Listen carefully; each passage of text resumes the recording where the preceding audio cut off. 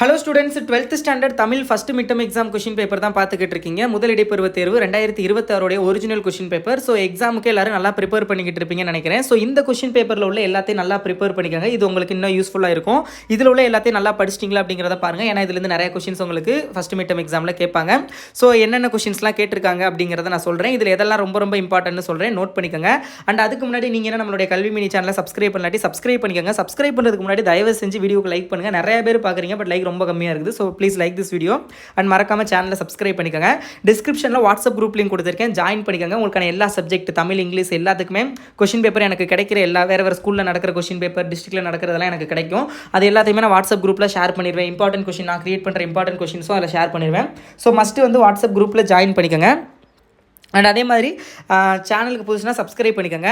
So இதில் உள்ளதில் எல்லாமே நல்லா பார்த்துக்கோங்க, ரொம்ப ரொம்ப இம்பார்ட்டன்ட்டு. அதே மாதிரி நிறைய பேர் வந்து நம்ம கல்வி மினியோடைய ஆன்லைன் டியூஷனில் எப்படி ஜாயின் பண்ணணும்னு கேட்டிருந்தீங்க. டிஸ்கிரிப்ஷனில் ரெஜிஸ்டர் பண்ணுற லிங்க் இல்லாட்டி வாட்ஸ்அப் நம்பர் இருக்கும், அதில் காண்டாக்ட் பண்ணி நீங்கள் ஆன்லைன் டியூஷனில் ஜாயின் பண்ணுறதுனா நீங்கள் எனக்கு மெசேஜ் பண்ணி கேட்டு ஜாயின் பண்ணிக்கலாம். ஓகேவா?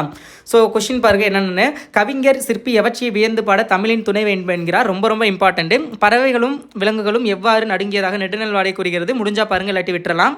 ஸோ அடுத்தது விரிபொருள் தமிழர் மேன்மை ஓங்கிட செய்வதென்றே. ஸோ இது யாரை பற்றி எதற்காக கூறினார், ரொம்ப ரொம்ப இம்பார்ட்டண்ட்டு.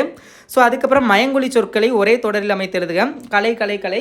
ஸோ இது வந்து இதில் கேட்டிருக்காங்க கலை கலை கலை, பட் மயங்கொலி சொற்கள் தான் இம்பார்ட்டன்ட். இதுதான் கேட்கணும்னு கிடையாது. அவங்க உலை உலை உலை அந்த மாதிரி நிறையா இருக்குது புக்கில், அதுலேருந்து எது வேணாலும் கேட்கலாம், பார்த்துக்கோங்க. முடிந்தால் தரலாம், முடித்தால் தரலாம், இவ்விரு சொற்றொடர்கள் உணர்த்தும் பொருளை அறிந்து தொடரமைக்க, ரொம்ப ரொம்ப இம்பார்ட்டன்ட். அதுக்கப்புறம் தமிழாக்கம், a new language is a new life, the limits of my language are the limits of my world. அது ஸோ இதெல்லாம் கொஞ்சம் பார்த்துக்கோங்க. பகுபத உறுப்பிலக்கணம், புணர்ச்சி விதி பார்த்துக்கோங்க. இதில் பார்த்தீங்க அப்படின்னா உயர்ந்தோர் விளங்கி கேட்டிருக்காங்க.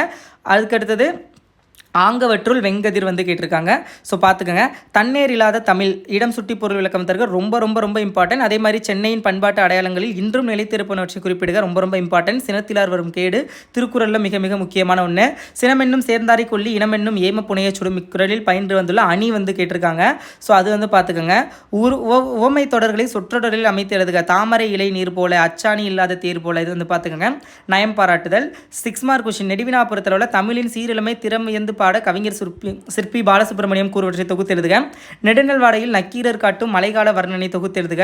நீங்கள் வியந்து பார்த்த ஒரு நகரம் குறித்து இரு பக்க அளவில் கட்டுரை எழுதுக. பொறுப்புணர்ச்சி, இது ரொம்ப ரொம்ப இம்பார்ட்டன்ட். பொறுப்புணர்ச்சி இன்றி இருந்த ஊரை தன் பொறுப்புணர்வால் மாற்றிய மருதனின் பண்புநயம், இதெல்லாம் பார்த்துக்கோங்க. அடுத்து மாமேயல் என தொடங்கும் நெடுநல் வாடை பாடலை அடி பிளராமல் எழுதுக. ஸோ இதெல்லாம் மிக மிக முக்கியமான வினா. ஸோ இந்த கொஷின் பேப்பரில் உள்ளதை நல்லா ப்ரிப்பேர் பண்ணிக்கோங்க. All the best. எக்ஸாமுக்கு நல்லா ப்ரிப்பேர் பண்ணுங்கள். Okay, all the best.